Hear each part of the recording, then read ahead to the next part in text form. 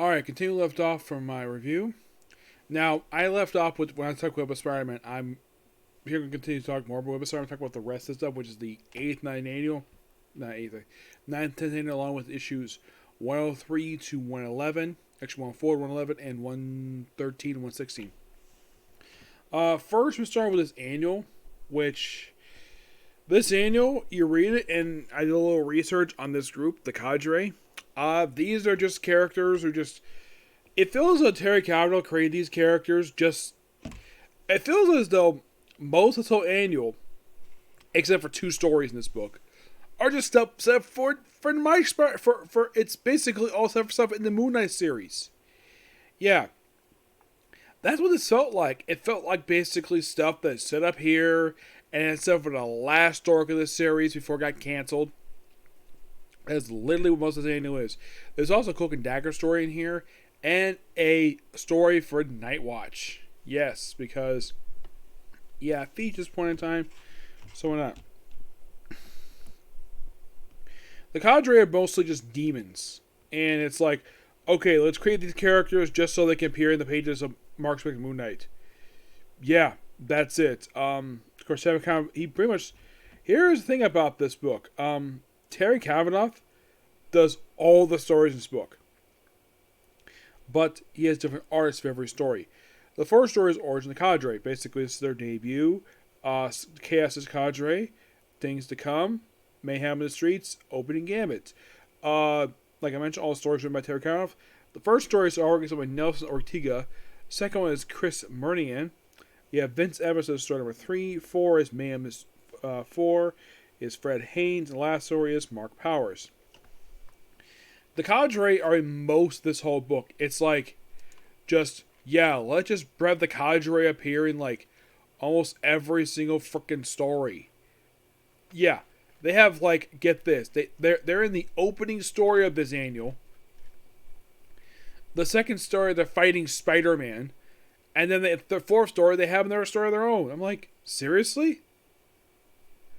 Yeah, and they're here with a woman named Chloe Trent, who was a character from Mark Spector Moon Knight. Yeah, we also first experienced this thing called Alphabet City. Well, this is a introduction to something associated with it. Yes. Apparently, Peter Parker lives here. Yeah. The Cloak and Dagger story is mostly deal with a guy called Mayhem. Well, a woman named Mayhem, excuse me. Yeah, who was a character from their own solo book. They had previously. Yeah, she had previously appeared when she appeared in this annual. This is actually for Cloak and Dagger. This is for them. This is what they did just after their series wrapped up. Yeah, let's have Cloak and Dagger appear in this annual.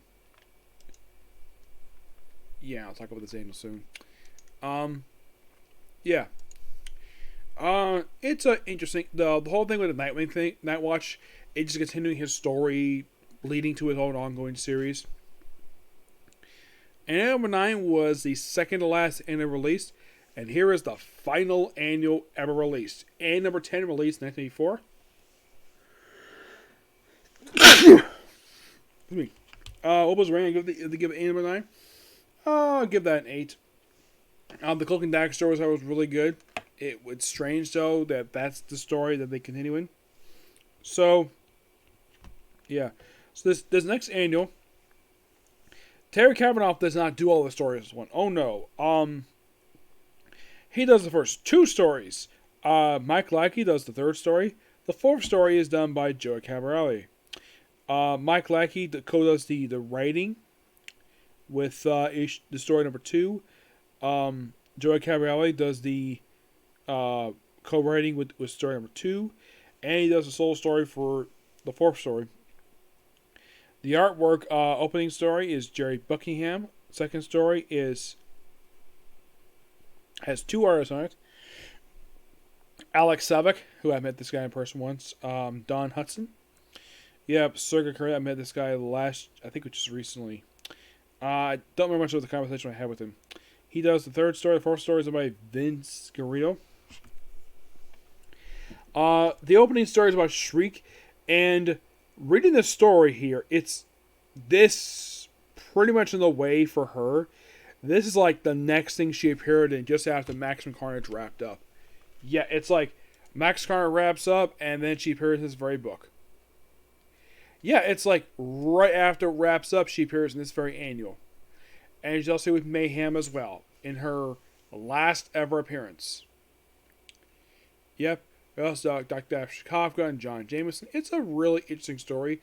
I do appreciate the fact they did this. Third story focuses on a character named Warrant. Just a bounty hunter who was appearing in Web of Spider-Man at that point in time. He didn't do very much. As soon as after this anime came out, he appeared 3 more times. And that was it. I'll discuss his debut in a minute. But then we have... Oh, we also debut of a concept called Senator Guinness, who only appears in this very annual. And there's also getting Daz, who also appears in this very... It's basically like a one-shot thing. Third story focuses on Black Cat, called Tubularosa. It's her basically dealing with the Black Cat. Black Fox, excuse me. Power Resistance, which I believe is the last story in here. And this is not a Nightwatch story. This is a Prowler story, yes. Now, Prowler had last appeared in the Spectacular Spider-Man annual. You're thinking, really? Yes, really. He had just appeared in that previous annual. Yeah. For some reason, Marvel liked to put some of the more popular recurring characters from Spider-Man in these annuals. I do not know the reason for it. That's basically what happened. And I'm looking right now. Apparently, right after this annual came out, he got his first miniseries. And then he got reduced to being a supporting character in Essential Spider-Man afterwards. Yeah, and he appeared sporadically. There was at one point, there was one story, I think it was, see if I can find it here. I remember it was an issue of Punisher War Journal, I think it was. Yeah, I think it was Punisher War Journal. Yeah, issue number 4. Get this. After this issue came out, this came out in 2007. His next appearance wasn't until 8 years later, like almost 10 years later. Yeah, and by the way, Prowler had not really appeared a lot prior to this. Yeah, he was basically a sporadic character. I'll discuss some of his early appearances from 70, 79, 87, 93. He appeared in 3 issues of Dill Hands of Kung Fu, 3 issues of Defenders, an issue of Peter Parker's Second Spider-Man, returned Amazing Spider-Man for 304, 305, appeared in the 50th issue of Spider-Man, annuals 9 and 10 is Spectacular, 160 and 170 is Spectacular Spider-Man, 1 issue of Excalibur, yes, an issue of Excalibur. Yeah, he appeared like all over the place. But he wasn't, let's say, a consistent character. But the Power Resistance story is mostly his story. That you could see it as sort of like a backdoor pilot to his own solo book that he had. And that's it for that one. Yep. The Shriek story, that was really good. I didn't think of the story. I liked the number 9, which I wasn't fan of a lot of the stories in that book. In the case of number 10, I like this one. And sadly, that was the last ever annual published. Because... Excuse me. Yeah, they did not have any more annuals published at that point in time because, well, sadly put, the book didn't last much longer after this. No, it didn't.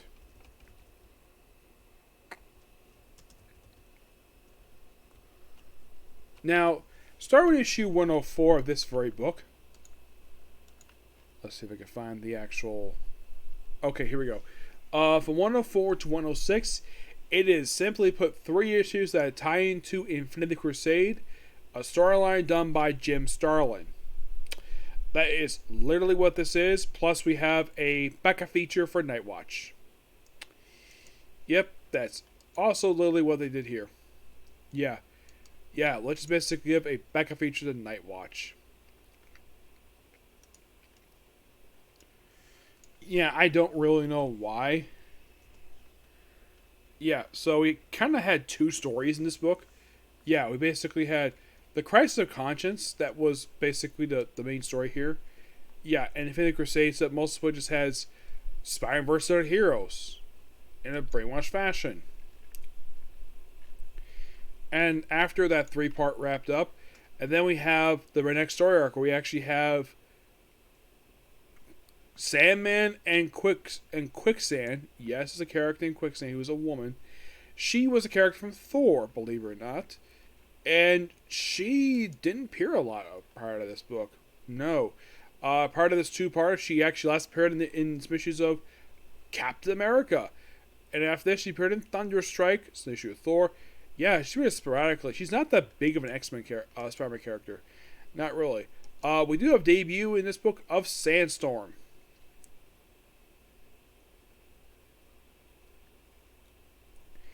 Yeah, and he's only here for 2 issues. And that's it. Yep, that's it. Sandman's next appearance right after this issue will be back in, well, Silver Sable solo book. Yes, Silver Sable has solo book. Quicksand would next appear in the pages of Thunderstrike. And at 109, we have the Savaging arc. Yeah, where it's a 3-story issue. Where the opening story, Spider-Man teams with Night Thrash take on Shocker. The second story is basically all about being inside of the thing. We have the apparent death of Calypso in the third story, who returns for the next story here, for the next issue here. Yeah, it's weird. 109 had 2 features in it. I'm not sure why. So yeah, she's dead. Calypso. And then she gets brought back in another book. We also have first appearance of basically from 110 to 112, basically of Warrant. The Scavenging arc, if you're curious, how long is this very arc? It is 3 issues. Starts 109, wraps at 111. Basically, Warrant is after the Lizard, and then pretty much basically, well, 112 basically has nothing to do with it. We're talking about the Centennial. In the case of issue number 113, we have Spider-Man teaming up with the Black Cat and Gambit to take on a group called Facade, which was a group of guys in suits. Yeah. I did enjoy this issue.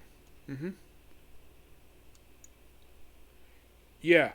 And they're actually here from issues 113 and 116, and they return for 1 issue missing Spider-Man. That was last time you saw them. Yeah, this is called the Live and Let Die. This is Live and Let Die arc. It's a 4-part story arc. Terry Kavanagh is the writer. Artwork is done by Alex Sevick. We also have a character named Salone Chase, who actually made his debut in this story arc. Yes, and he's here for this story arc and then this particular Spider-Man special, and that's it. That was part of Planet Simo 7. That was literally it for him. We also have appearances of the Bensons, who appear just for like. They were here for their son's funeral. Yeah, basically Lance's parents. Lance Manning got killed off in the story. Yeah, a character who had been not appearing very much over the years.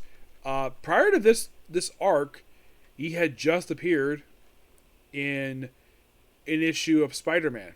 Yeah, he was actually in the Beware the Rage of a Desperate Man. He was just in that story arc. Yeah, and I really enjoy that stuff. He also gets an issue of Fantastic Four, appeared in Expecting Him. Yeah, the guy been appearing sporadically since like the 80s. Since like the debut of Fusion. Yeah, since 1980. Yeah, so how do I feel about these issues with Spider-Man?